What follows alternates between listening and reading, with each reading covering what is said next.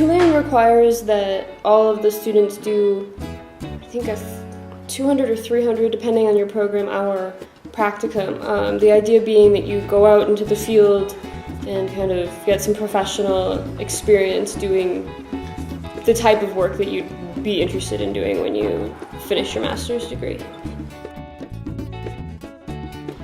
Especially for those of us who are working internationally, it's not easy to get international experience, and so kind of having a practicum where you might make contacts with organizations you could potentially work for when you finish, and you create sort of a professional piece of work at the end.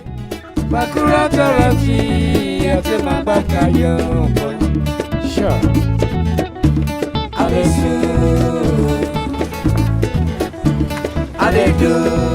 I was very lucky to have Shabu as my informant. He is well known in the community because he grew up there, and because he helped run one of these youth groups. He knows the other groups, he grew up with a lot of them. He's known the chairman of the Lunga Lunga youth group since he was a young boy. And so he has a lot of community contacts and is just sort of a well-known face amongst the community. And so when I was looking for someone to guide me and to take me around, he had been suggested to me from the TICA Traditional Medicine Survey. He would take me around to the gardens that he knew, or we would just walk through areas where we could see that there were gardens and look for the owners, and just interview whoever we could convince to give us some of their time.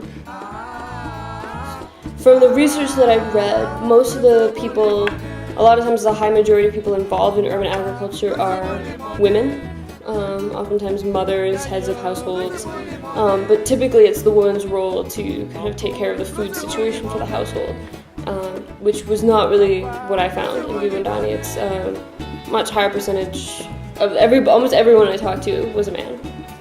There was only one woman actually that we found to interview who was accessible. There was a lot more youth involvement than we had expected.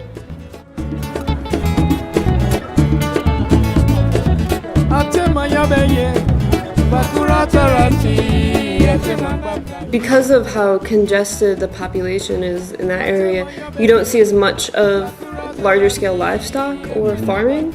You see a lot more of the stack gardens, chickens, some goats, but then as soon as you cross the river or get close to the river, that's when you see all of the pigs and more of the cows and kind of larger herds of goats.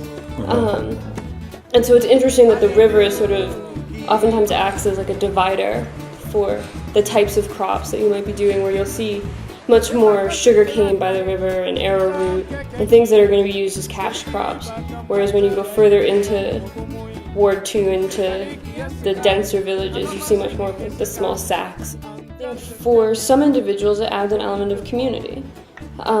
They're farming with groups. These youth groups are forming and they farm together. They all take care of the group's plot. They're not just sitting at home by themselves, they're going out every day. And as you saw at Jamaica Youth Group, they're playing some music and they have a nice little community setup. And it gives them an opportunity to socialize, it gives them a set of skills, and it gives them a network of friends that they might not have otherwise. Papa,